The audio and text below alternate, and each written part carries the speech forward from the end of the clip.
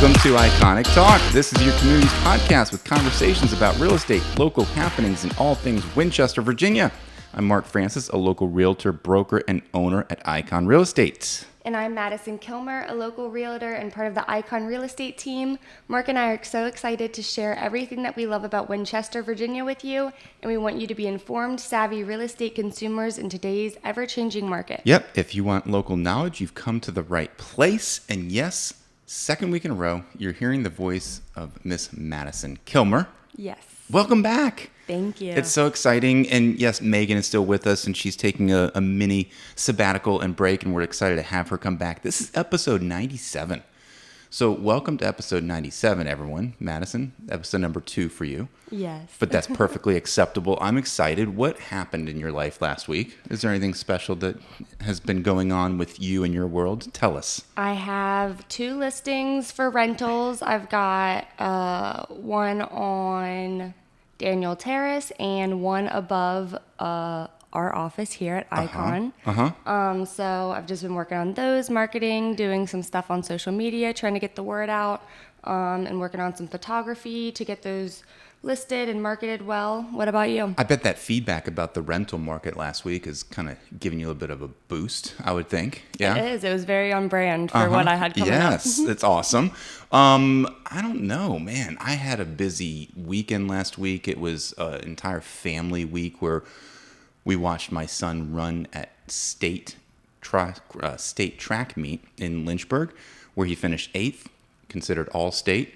So 8th in the state for a 3,200 race. That was a big deal. Yeah. He's excited about that. And then he did a college tour where he's going to go run at Marist College in New York, upstate New York. Well, it's not really upstate, but it's Poughkeepsie, up the Hudson River. So we went from Lynchburg to New York and back all within a 48-hour period. So that was my weekend. It was exciting. Big. Yeah. I mean, it's crazy to think that, like, people are like, well, you're going to be an empty nester now. And I don't even know what that means. We shall see. But it makes me feel old, so I don't even want to talk about it. Anyway, moving on to our episode today.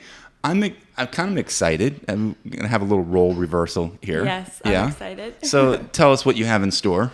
So today we will be interviewing Mark, and we are going to talk about what it's like to be a broker the other side of the transaction. Oh, boy. So I have construed some questions that I have been interested to know about as well. Wow. Okay. All right. So what is it like to be a broker? That's the key topic of the day, right? I mean, I don't even know. I mean, how do you start? I'm just going to let you lead the ship here. So fire away. What does the general public want to know about a real estate broker? Well, so first, what is a broker? Oh, that's a good question to start with. Just a broad overview. Yeah. What are you? That's a good question. Man, you're going to grill me here. I need to go study up on this. Really, a real estate broker is someone who is more experienced in the real estate world as an agent. So it takes a certain level of transactions and years and a different level of training and education to be eligible for being a broker. Then you have to take another test to get your broker's license. So it's very similar to being a real estate agent. It's actually no different as far as like what your overall roles are as how you help a client in the world. It just says that you are a more experienced and have more education in the real estate world. So however, that's the simple definition of it. However, as a real estate agent, any licensed agent has to hang their license with a real estate company, an agency. So you have to have a real estate broker run that company in order for you, a licensed agent, to work there. So there's not any way, shape, or form in the industry where a general buyer or seller wants to just give Madison Kilmer money because she did such a great job in helping rent a house or buy a house or sell a house. That money has to get filtered through a real estate agency. So yes, we are Icon Real Estate, so I'll just keep using that as an example. So any money that Madison, you get paid for of how you've helped a client out comes from the company, comes from Icon Real Estate. So a client cannot give you money. That's against the rules. because then there could be different issues that go into that. I'm not going to get into the legal ramifications, but the client will be paying Icon Real Estate, who is run by a broker. The broker oversees that. So that's kind of in a nutshell a broker. Now there's different kind of titles of a broker. I'm going to be getting into the weeds here for you, right? So there's different titles of a broker. If you just get your broker's license and still work for an agency yet have no responsibility, you're an associate broker. Then there's a level of a broker that's basically considered a managing broker. So if you work for a really large agency and there's a hierarchy of a structure of people who you're reporting to as an agent, a managing broker is one who's essentially running the company. Then you also have the principal broker, is kind of what you would call the top dog. That's somebody who is running the company, might own the company or run the franchise if it's a franchise firm.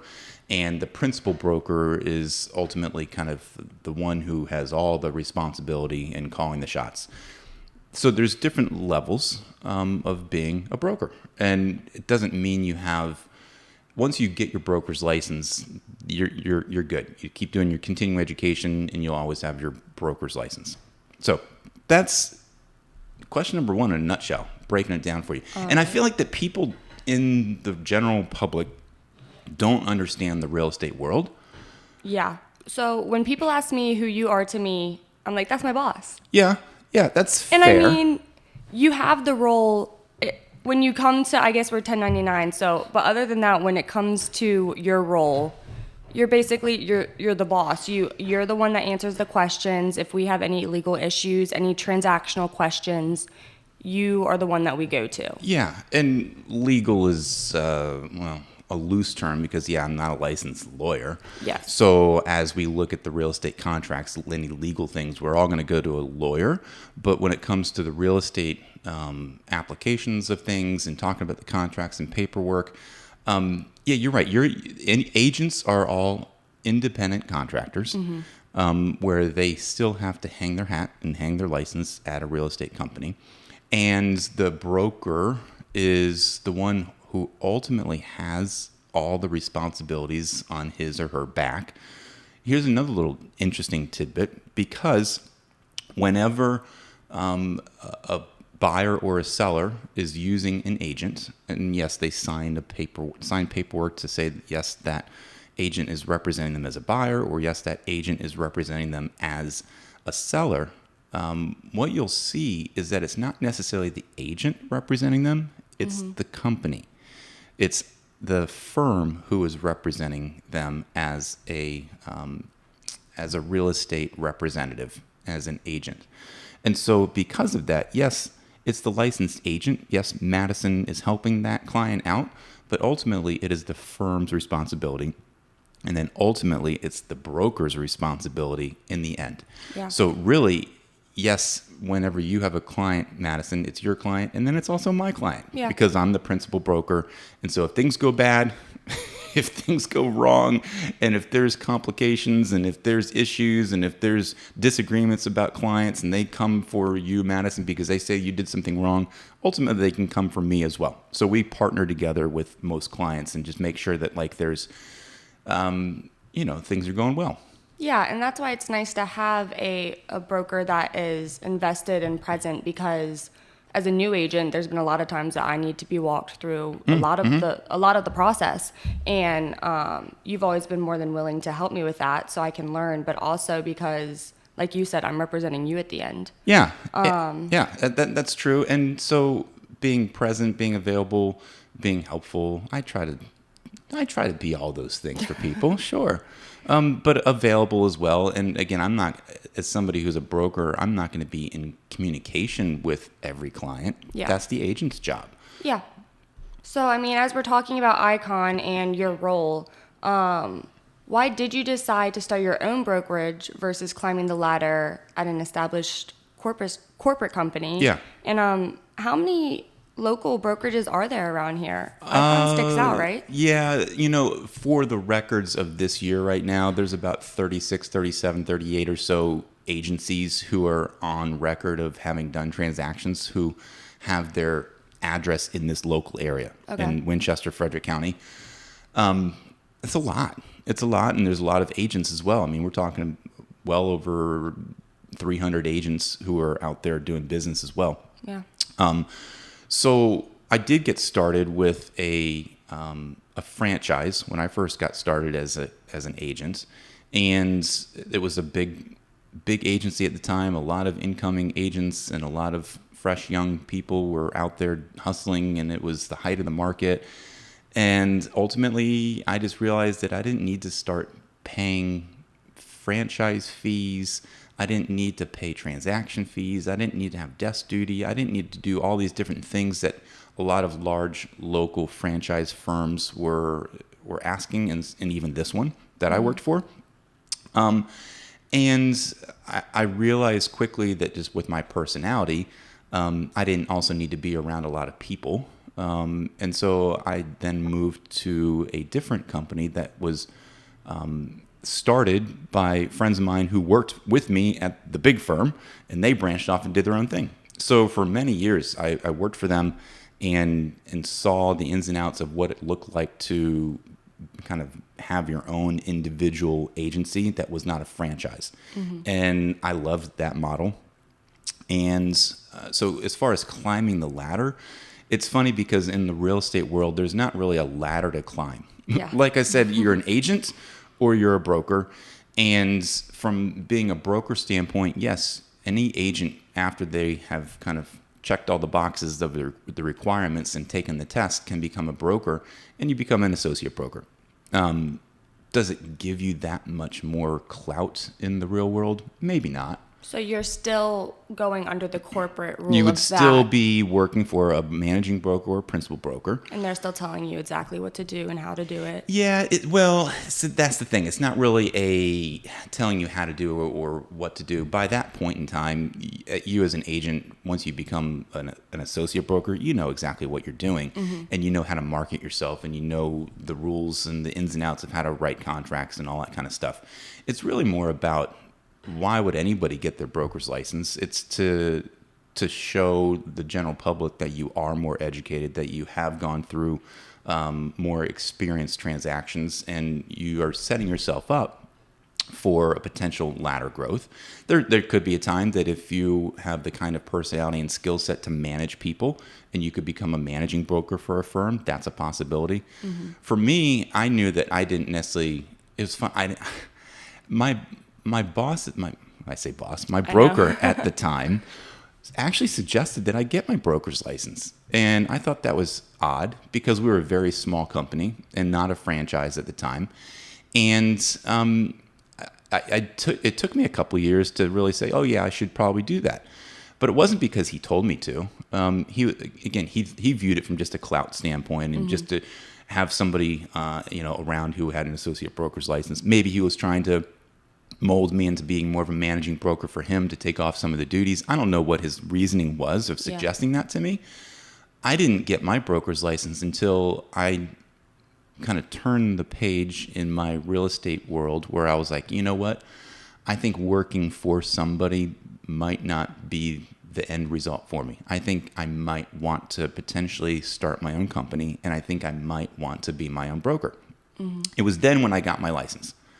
But then I still went a couple of years, 3, 4, 5 years of having my associate broker's license and just waiting, waiting for the right time, and knowing that it takes a lot to start your own company.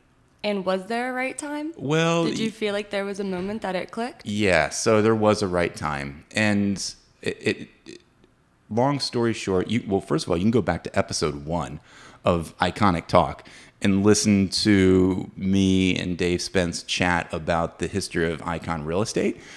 But there is a little bit of a ladder that you can think of from just you mentioned corporate ladder, right? Yeah. And whenever somebody thinks a corporate ladder, you think more money. You think more responsibility. I'm going to grow. I'm going to be able to have more responsibility and, make more money. Yeah. Well, in the real estate world, there is a little bit of a cap of where you can you might be able to make enough money because as an agent, the agency gets a split, gets a percentage of each commission. We don't need to get into the details of that because every agency has their own variety of what those splits look like and how much money the agency takes of any kind of deal versus what the agent takes. But there is a component of I have an entrepreneurial mind. And I realized that working for anyone, even if it is a real estate firm who has a broker that basically let me do anything I wanted to do because I was fully capable, there's just something in the back of my mind that was just like, you need to do this on your own. And there's plenty of things that you've learned over the years that you can pass on to other people and impart that success to them. So it was a split motivation. One of, yes, I could potentially find ways to make more money if I started my own agency, but also I could create a team of people who I could help mold into the way that I did things and pass on the success to them and allow them to be successful and allow them to make money, and then hopefully allow the company to grow to where, yeah, it's any business model you want to make money and you want to be successful. And at the same time, you want to groom people to where they can have success as well. So it sounds like you really wanted to have more purpose. More purpose and more of a long-term success plan. And so I realized that I didn't necessarily want to do that by myself. And I knew it wasn't smart to do it by myself because I'm just one person. Yeah. And there's a lot of effort and a lot of work that goes into starting any company. But then from a real estate perspective, there's definitely a lot more that goes into it. And that's where I've always leaned on my friend, Dave Spence, over the years, who is also a successful agent in town, to just bounce ideas off of. And long story short, after 5 years of chatting with him, I keep saying 5 years. It could have been more, could have been less, but we were always talking and going back and forth. I feel like as the years go, you still stay with the same. Yeah. Like it's going to be like 10 years down the road and Yeah. you're still going to be saying Still 5 be years. saying 5 years. That's how long it really was. I feel like that, like, so we were talking and he had his kind of hang-ups of because whenever you move from one job to another, whether it's in a real estate business or not, that's challenging. There's a lot of work that goes into moving jobs and starting something new, right? So yes, you would stay in the same industry from going from one agency to another as an agent, but there's still the fear of the unknown. There's still just jumping ship and working for somebody else. But this is not just jumping ship and working for somebody else. It's jumping ship and starting from the ground zero and try to continue to maintain a business of working with clients at the same time so it's seamless so you don't really lose momentum. So Dave and I were always going back and forth between when is the right time to do that, when are we able to feel like that we're capable of jumping ship to go start our own thing. And there would be some months where I would call him and be like, hey, I feel like we could do this now. And he would say, nope, I'm not ready yet. Yeah. He would call me and he would say, it's time. And I'm like, nope, I'm not ready. Yeah. It really wasn't until my wife kicked my butt a little bit because one of our biggest hangups was I was a broker and had my broker's license in the state of Virginia, but I was a real estate agent, but not a broker in the state of West Virginia. And here we are in Winchester. Everybody is right on the borderline of attempting to buy a house in Virginia or West Virginia, depending on where you might work, depending on the location, depending on your budget. And it just naturally makes sense to have your license in Virginia and West Virginia. So long story short, it was my wife, Erica, who said, why is that your hang up? Why are you not starting your own company? Because you're just waiting to either get your West Virginia license or not getting it. And why would you even potentially maybe start your own company and then pay another West Virginia broker to hang your license with them? You just need to suck it up and go get your West Virginia broker's license. So I finally did that, and it was the summer of 2018, got my West Virginia broker's license. And then a month or two later, I hadn't chatted with Dave about that. I didn't even tell him that I did that. Yeah. He called me and he said, I think it's time. And I said, well, I think it's time now too. Yes, I just passed my West Virginia license. And First try? yes. Woohoo. Yeah. Congrats. Now the West Virginia, I mean, that's another whole thing. The testing is crazy. I'm going through that right yeah, now, actually. testing is crazy. Yeah. But so it just made sense. That was September 2018 when we realized now is the time. So sounds like it was meant to be. So I guess I know you interview, and again, this is saying the boss role, which I guess is technically not politically correct. But I mean, you're the boss man. Sure. That's what I tell people. But so when you bring in new agents, what are you looking for when you interview them? I know a lot of brokerages say the agent's interviewing the broker. Right. I personally felt a little bit different here. I think that Icon's a little bit more specific about they're not trying to get quality over quantity versus a lot of other brokerages I think want as much as they can. We want the quality. We don't necessarily need the quantity. That's what I'm saying. Yes, so I'm saying gotcha. it's the opposite. The other brokerages I feel like just want as many as they can get. Yeah. And Icon I think is taking a different approach. So what's your thought process behind that, and why are you looking for quality over quantity? Yeah. I'd come from two different agencies before we started Icon. One was a big franchise quantity kind of company. Mm-hmm. The second was a small, locally owned, individually owned quantity or quality kind of company, right? And so I had experience of both. And I've seen successes in both, and I've seen failures in both. And I realized that for me, obviously, if I start my own company, yes, I could have pursued a big time franchise company that I would pay into to allow them to help me kickstart a company. That could have been the case. Mm-hmm. And that franchise model, I researched one or two. That franchise model would have challenged me to go get as many agents as possible. Mm-hmm. And then the way that the local broker would have been making money is the quantity of agents, mm-hmm. because you're still paying franchise fees. I instantly shut that down. And so then therefore I'm like, okay, I'm going to start my own. And do I really have the capacity? So first of all, just think of sheer numbers. Do I have the capacity as one person to manage 15, 20, 30 people? No, I don't. So we knew when Dave and I were talking, he came from a very similar background where he first started for a big local franchise and then jumped and went to a small firm, locally owned brokerage. So we have similarities in our paths. And we both knew that if we were to start our own company, we wanted it to be our own. We wanted to be 100% owners, not paying a franchise. And we wanted to keep it small. And so keeping it small to us meant to find key quality agents.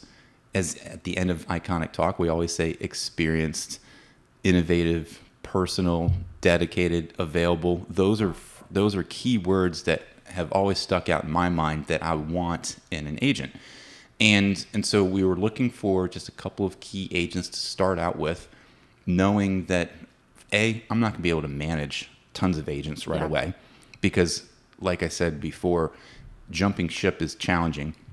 Jumping ship and starting your own company is challenging, and then trying to maintain your client base as well. So needing people to be able to be self-motivated, experienced right away. We didn't take on brand new agents very early on because we knew that we didn't have the capability of that. It wasn't until a year or so after we started the company where we realized, okay, now we're able to take on people who want to get into the business. Mm-hmm. And so that's really the phases of, this is kind of less about real estate, but more about just opening any business. You have to have a business plan, and you have to have a model of like what you want your growth to look like.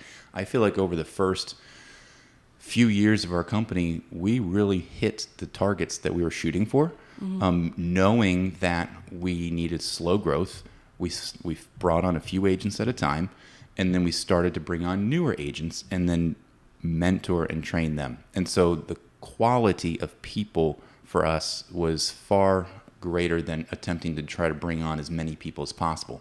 And there are other local firms that have done that are franchises that have already the infrastructure and the branding and the logos and all the things done for you. It's like a kit. That's what you get out of a franchise, right? It's also a lot of rules. When I look at a lot of yes, and right? a lot of rules, a lot of, you have to have this color exactly on this shirt. You can't have And so both Dave and I have a very entrepreneur-like mentality, and we don't like to be told what to do. Yeah. And we don't want to tell agents what to do. There's going to be certain rules that everybody has to abide by, and basic parameters. But he was a rule breaker at his old company, and I could see and that. tried to do things differently and brand himself differently, and they didn't like it, and market things differently, and so both he and I appreciate that mentality. And so as we bring on agents, we want to allow that kind of entrepreneurial mindset to flourish and not really dampen it at all. And with quality over quantity, I feel like there's almost a mutual respect here that you trust. Yeah. That you give us the basic guidelines, but I think that none of us are going to go do something like super unhinged or right. questionable. So to the what does the agency matter? And I've always said that to any of my clients. I'm like, it doesn't matter who I work for. What matters is, do you like me as a realtor? Do you like me as a person? And can you trust me and I can get the job done? It doesn't matter if I work for ERA or Long & Foster or Keller Williams or Remax. If agents overly sell and overly promote who they work for, they're leaning too much on that franchise or on that firm to assist them in making money and getting the transaction done. Yeah. They should be leaning on themselves. They should be leaning on their own personality, their own skills, their own expertise. Don't tell me that, like, if Remax had commercials on the Super Bowl, that's going to really benefit us locally. I mean, it might, but you could repost it on your Instagram story, maybe. Yeah, and so the larger big franchises who will say that yes, there's a benefit to you, the client, because of their company. I think they're missing the mark, and yes. I think that it should be all about the person who you're hiring. And yes, we talked about how if it's Madison Kilmer that you're hiring, you are still working for Icon Real Estate. I get that, but you're going to be interacting specifically with Madison. You're going to be interacting specifically to have her give you the suggestions and advice and all the transaction tools that it takes to get to closing. It's not going to be the firm. Yeah. And it's not going to be, you're not going to sell your house because there's an Icon Real Estate commercial, that's promoting it. It's going to be because Madison is promoting it. So Dave and I have both always had that entrepreneurial mindset that it's about the people and not about the company. And so we didn't want to create this big conglomerate company that is so independent and dependent for agents to rely on to help their business. And that's part of where we want those experienced and available and committed, dedicated people, because they also need to be motivated to help people out. So what that means to you, the general public, when you're hiring somebody from Icon, you're getting somebody who is going to give you their full personal attention and not overly sell the company they work for, but they're going to be helping you sell or buy your house. All right. Well, what do you think? It was a lot. Yeah. And I honestly wanted to know the answers to most of those questions. Yeah. So I was very excited to do it. Good. So moving on to some local events, we do have some really exciting stuff coming up this summer, especially next week. So We've got the Hop Blossom Craft and Beer Festival. This is the 10th annual event that will be held on June 10th, the 23rd in the Old Town Winchester Walking Mall from 12 to 6, focusing on craft beer, education, and exposing participants to the growing popularity and love of great craft beer.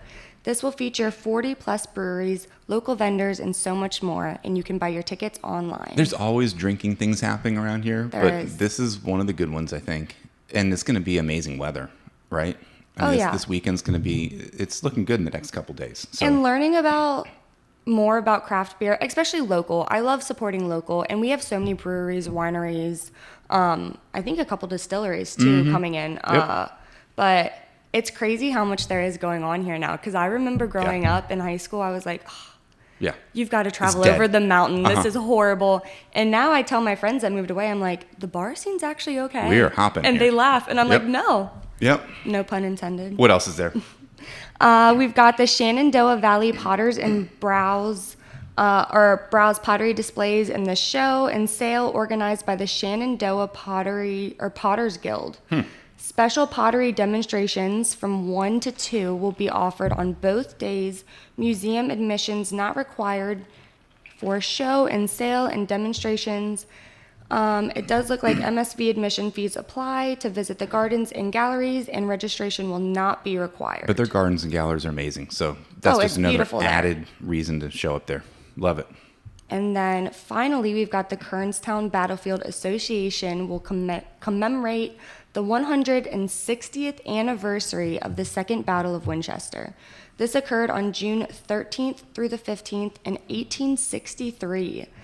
The tour will begin with an overview followed by 5 stops on the battlefield where you'll hear detailed descriptions and be able to view the walk on the terrain which the initial engagements of this 3-day battle occurred. So that's on Sunday from 10 to 2. Yes. At the Kernstown Battlefield.